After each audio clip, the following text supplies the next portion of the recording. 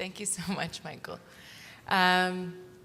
Last but not least, as we create these stories together in this community together and have stamina together, I'm very grateful. I'm very grateful to all of you for being here.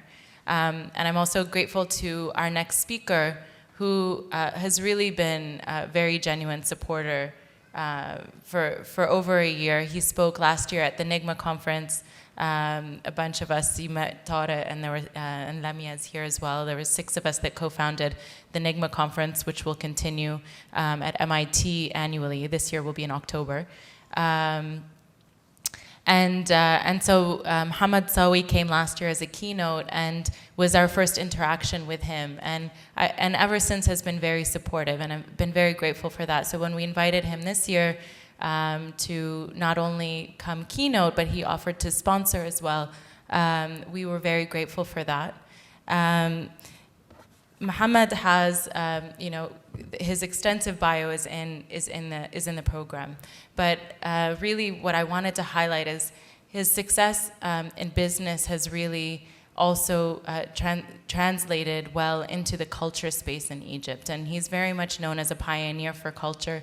And in fact, Ahmed El-Haggar, who will be performing a little bit later, got his start at El-Sawy in Egypt. And what has been done in El-Sawy is essentially the neighborhood where he was, his company, I believe, was based, had Zamalek had an area that was essentially being used as a dump.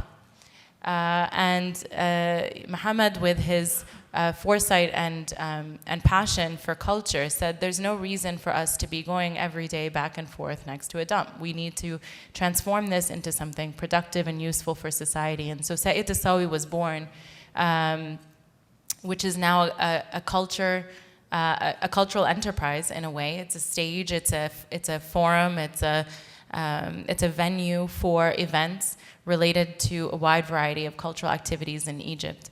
And it is the place where many artists in Egypt also get their start. And on top of that, Mohamed El-Sawy was also named culture minister for a period of time. So he definitely has a breadth and depth of experience across the board. And I welcome him to come speak with us tonight on the culture of innovation and social transformation in Egypt. And I thank him in advance for all the support he's provided us with RISE and with NIGMA. Thank you.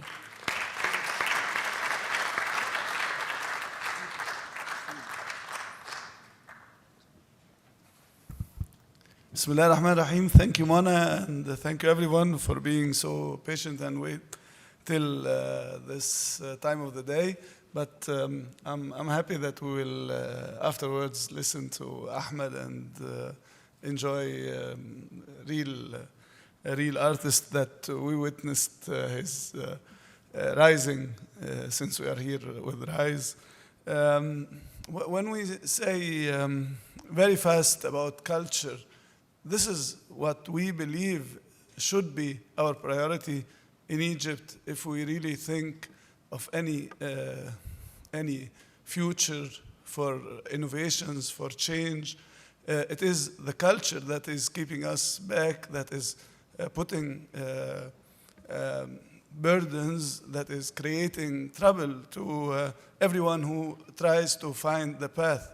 I love the words of Sharif when he was saying failure should be something that we should celebrate or feel advantageous when we meet failure. Because if you have 6 roads to find the right one among, the only way is to start checking on road 1, then maybe 5, then you try 3, 4. Every time you meet failure, you don't reach your goal.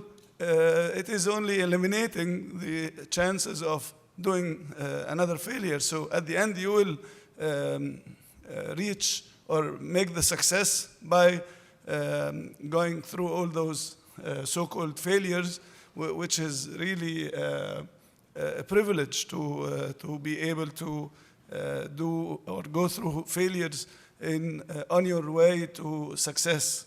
So culture in Egypt is what is giving us trouble in housing. When people talk about housing, it is not that we need to build 1 million new houses, although this was already contracted. I don't really think it is what we need. We would rather need to change the culture about how we should live, how we should use houses, how we should change the mindset of young people who are getting married or forming new houses, that you don't necessarily need the 3 rooms, 3 bedrooms, and so on, all those complications.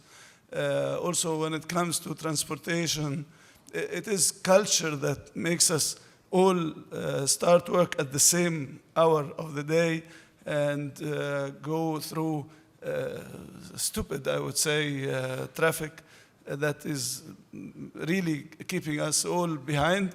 So when you try to change things, you should first of all change the way you think about whatever you're facing. Culture is there to put light, to give you choices, to open up the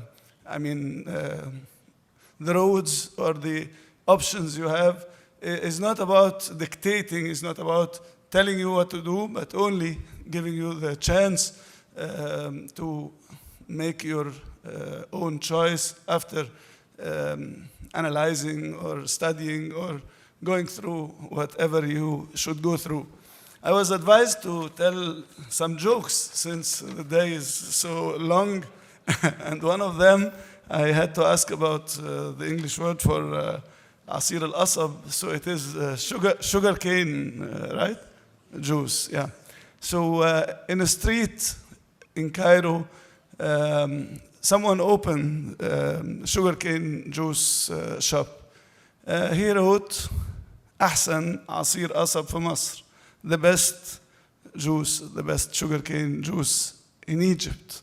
So another one wanted to open next to him. He wrote, أحسن عصير قصب في أفريقيا, the best sugarcane in Africa. The third one found it difficult, but he came up with a solution of writing أحسن عصير قصب في العالم, best on earth. So an additional one wanted, he knew he can do it. He wanted to open a fifth one or whatever the number was. So the idea was very simple. The solution was to write أحسن عصير قصب في هذا الشارع. So he could beat them all by writing the best in the street. I have also one that I really love to keep repeating. I might have said it before, maybe, and many of you know it. But 2 friends were going to the forest, and one of them said, just wait a moment, I'll go back to get my running shoes, my spikes or whatever. So the other guy said, why? Why should you bring your running shoes? He said, who knows, we might meet the lion. So he said, but are you silly? Do you think you can overrun the lion? You can be that fast? He said, no, I don't need to be faster than the lion. I only need to be faster than you. So this is also about competition, about the edge, about being only, you see it on every match in the World Cup. Those who make it are the ones who get only the foot advantage when there is a small sort of race between two to reach the ball. So the one who goes only even half a foot faster would take the chance and score a goal. What we're facing in Egypt now with the problem of drugs, there were 2 of them sitting in a boat, middle in the river, on the Nile, enjoying the night and lots of smoke.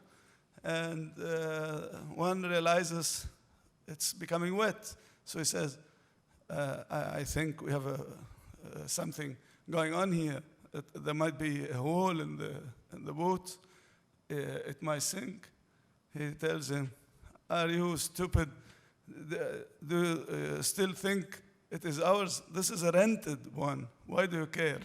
So, I want to take you to what culture can do, what it can change. We really need to face this problem of drugs and of people going out of their minds. The stories with the harassment are all stories, all I can say, not some of them, based on this state that young people reach when they use such, chemicals or whatever it is called, and they go out without any ability to control themselves and behave like, animals. So we should do a lot culturally to prevent our coming generations of going into that. And that's why we came up with the white circle. The white circle is simply white. It says, proud to be a non-smoker. And we do so much on fighting smoking in Egypt because we think at El-Sawy Culture Wheel, Saqiyat Amina El-Sawy is one of the major spots in Cairo that is doing very big efforts in preventing young ones of becoming smokers, and through smoking the big gate, they can turn into using more and more or entering other zones. The idea is, I was telling a small group this morning that one of the advantages of mankind, one of Na'am Rabbina, is that we die, that people die. So those with all those تشوهات the problems, عايز أقول people with bad habits, fine, okay, thank you. Anyway, these people will die one day. The heavy smokers, the heavy drug users, they will die. And new ones will replace them in the society. So we should really put our efforts in preventing, in taking care of the young ones, in education. And education and culture are so much relevant and related to each other. And they, if you really think about education and about how to define it, tarbiyah, I try to use the term ta'awud, making people used to the habits that you would wish to see them have. Culture is a very, I would say, efficient way in changing the society. Now, if we want to use the term innovation, arts is all about innovation. And it is so beautiful when you talk arts, you can always give and inspire innovative people and give them real model. When you look at any, I would say, any drawing and see that someone with the same colors and the same tools could come up with something completely new that have never been drawn before. The same thing goes for poetry. You use the same 26 or 28 letters and form completely new texts. And literature is the same way. In all arts, is it becoming boring? In all arts, you are always giving the proof that there is no ceiling, there are no borders. You can always be creative and come up with new things. One of the effort we did was to define human beings, because we really felt something is wrong. People need to realize what it means to be a human. So our definition is تعريف, I would first say it in Arabic. الإنسان هو من يفكر ويتعلم طوال الوقت ويتصرف بمسؤولية تجاه سائر المخلوقات. Are those who think and learn all the time and act with responsibility towards everyone or everything else on this planet. I also extend it to say not only in the past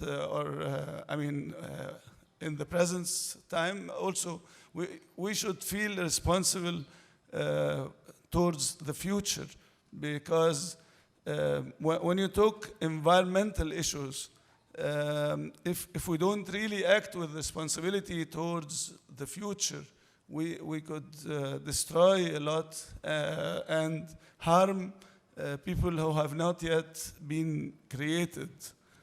I don't want to take you long. I just want to say that El-Sawy culture wheel, alhamdulillah, has proven that bridges are not only there to allow cars to go from one side to the other side of the bridge, and not only to prevent fish when it rains, give protection, give roof, but they are also helpful when you want to build cheap space for performing arts, for any kind of creativity in this direction. So we live there under the bridge, but have set up 3 stages that can host people up to 3,000 in the biggest one, right at the River Nile. The others, 2 halls, one can host up to 700 people, and the smallest would host 300 people. We have a garden, we have several locations. Altogether, it sums up to 5,000 square meters in Zamalek in Cairo. And now we have 2 months ago celebrated opening a new branch in Hurghada, alhamdulillah. The 3rd one would come in Delta, in a small city next or close to Mansoura called Sherbin. And we are in the process of setting up more and more. Aswan would be one of the projects that we are working hard to achieve as well this year, 2014. So I had many other points and jokes, but I think this much should be enough, because I can see Ahmed is ready. You are done. Yeah? So if anyone wants to place any question, it would be my real pleasure to answer. And thank you for listening. Thank you.